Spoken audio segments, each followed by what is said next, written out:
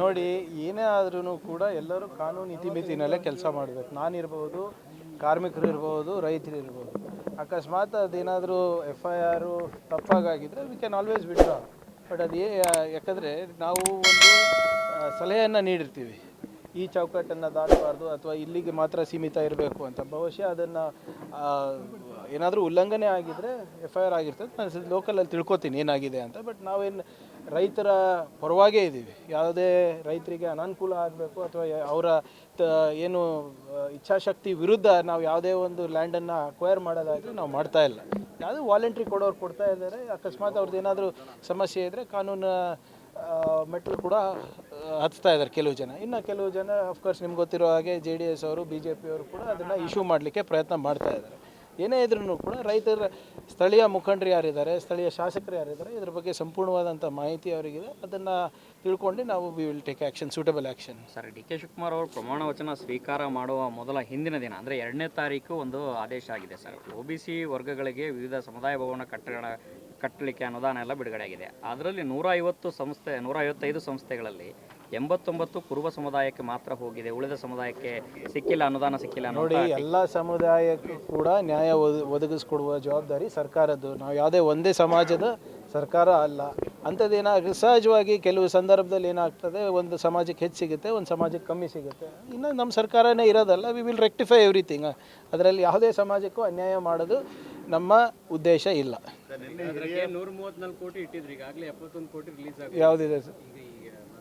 ಇಲ್ಲ, ಅವಶ್ಯಕತೆ ಇದಕ್ಕೆ ಅಲ್ಲ. ನೋಡಿ, ಯಾವುದೇ ಸಮುದಾಯಗಳಿಗೆ ಕಟ್ಟಡಗಳು ಬೇಕಾಗಿರ್ಬೋದು, ಹಾಸ್ಟೆಲ್ಗಳು ಬೇಕಾಗಿರೋದು it's based on there need ಅಲ್ವಾ. ಸೊ ಈಗ ಈ ವರ್ಷದಲ್ಲಿ ಹೆಚ್ಚಾಗಿರ್ಬೋದು, ನೆಕ್ಸ್ಟ್ ವರ್ಷ ಬೇರೆ ಸಮುದಾಯದಕ್ಕೆ ಹೆಚ್ಚು ಕೊಡ್ಬೋದು. ಅದು ತಾರತಮ್ಯ ಏನಾಗಿದೆ ಅದನ್ನು ಸರಿಪಡಿಸಲಿಕ್ಕೆ ಅವಕಾಶ ನಮಗಿದೆ. ಅದನ್ನು ನಾವು ಮಾಡ್ತೀವಿ.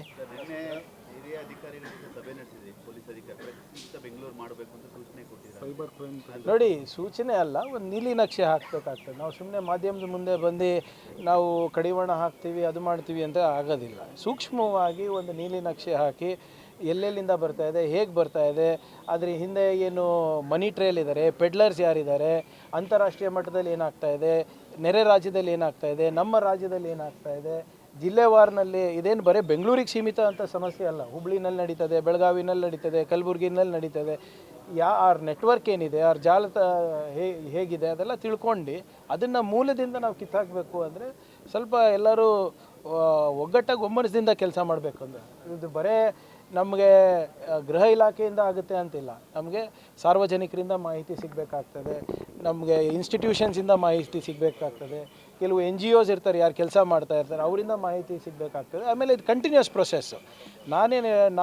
ನನ್ನ ಉದ್ದೇಶ ಏನಪ್ಪ ಅಂದರೆ, ಒಂದು 8 ದಿನದಲ್ಲಿ ಒಂದು ಸಮರ್ಪಕವಾದಂಥ ಒಂದು ನೀಲಿ ನಕ್ಷೆ ಹಾಕಿ ಎಲ್ಲರಿಗೂ ಜವಾಬ್ದಾರಿಯನ್ನು ಫಿಕ್ಸ್ ಮಾಡಿ, ಅಕೌಂಟಬಿಲಿಟಿಯನ್ನು ಫಿಕ್ಸ್ ಮಾಡಿ ಮಾಡಬೇಕು ಅಂತ.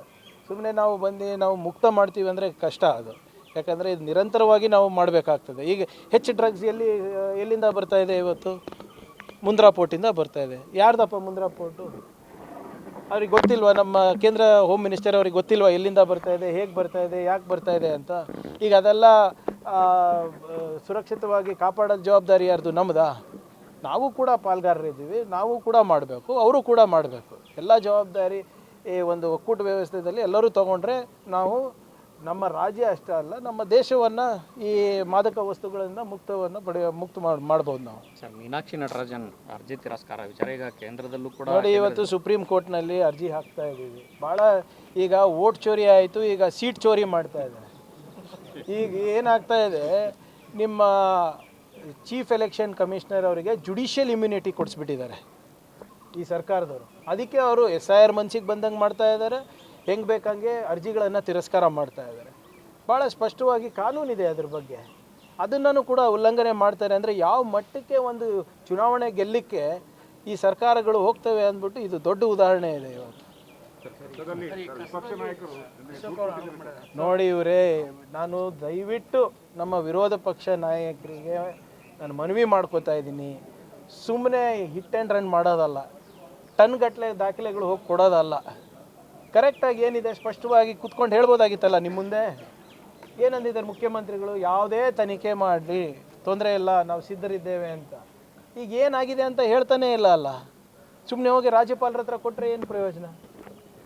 ಕೊಡಿ, ನೀವೇನಿದೆ ಮಾಧ್ಯಮ ಮುಂದೆ ಬನ್ನಿ, ಹೇಳಿ ಹಿಂಗೆ ಈ ರೀತಿ ಅವ್ಯವಹಾರ ಆಗಿದೆ, ಇದರಲ್ಲಿ ಏನೋ ಯಾರಿಗೋ ಒಬ್ರಿಗೆ ಫೇವರ್ ಮಾಡ್ಲಿಕ್ಕೆ ಮಾಡಿದ್ದಾರೆ ಅಂತ ಹೇಳಿ ಸ್ವಾಮಿ. ನೀವು ಬೆಂಗಳೂರು ಉಸ್ತುವಾರಿ ಇದ್ರಲ್ಲ, ಏನು ಮಾಡಿದ್ರಿ ಅವಾಗ? ಈ ಮಾಫಿಯಾವನ್ನು ಉಳಿಸಿ ಬೆಳೆಸಿದ್ದು ನೀವೇ.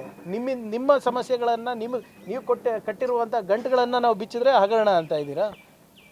ಮುಖ್ಯಮಂತ್ರಿಗಳು ಭಾಳ ಪಾರದರ್ಶಕವಾಗಿ ಇದು ಮಾಡಿದ್ದಾರೆ. ಅವ್ರು ಹೇಳಿದ್ದಾರೆ ಯಾವುದೇ ತನಿಖೆ ಮಾಡಿಸ್ಲಿ ಅವರು ಸಿದ್ಧನಿದ್ದೇವೆ ಅಂತ. ಇನ್ನು ಏನು ಟೆಂಡರೇ ಫೈನಲ್ ಆಗಿಲ್ಲ, ಅದೇ ಬಂದಿರೋದು.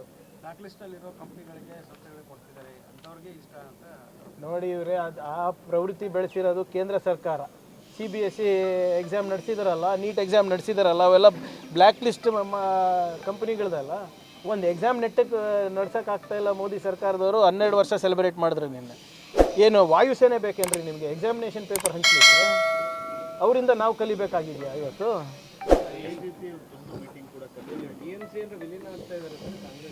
ನೋಡಿ, ಚರ್ಚೆ ನಡೀತಾ ಇದೆ. ವಿಲೀನದ ಬಗ್ಗೆ ಅಥವಾ ಬೇರೆದ ಬಗ್ಗೆ ನನಗೆ ಮಾಹಿತಿ ಇಲ್ಲ. Thank you. ಲೇಟೆಸ್ಟ್ ಹಾಗೂ ಇಂಟ್ರೆಸ್ಟಿಂಗ್ ಸುದ್ದಿಗಳಿಗಾಗಿ ಬಾಸ್ ಟಿವಿ ಕನ್ನಡ ಚಾನೆಲ್ನ ಸಬ್ಸ್ಕ್ರೈಬ್ ಮಾಡಿ. ಹಾಗೆಯೇ ಬೆಲ್ ಐಕಾನ್ ಪ್ರೆಸ್ ಮಾಡಿ. ಇದರ ಜೊತೆಗೆ ಫೇಸ್ಬುಕ್, ಇನ್ಸ್ಟಾಗ್ರಾಮ್, ಎಕ್ಸ್ನಲ್ಲೂ ಮಿಸ್ ಮಾಡದೆ ಫಾಲೋ ಮಾಡಿ.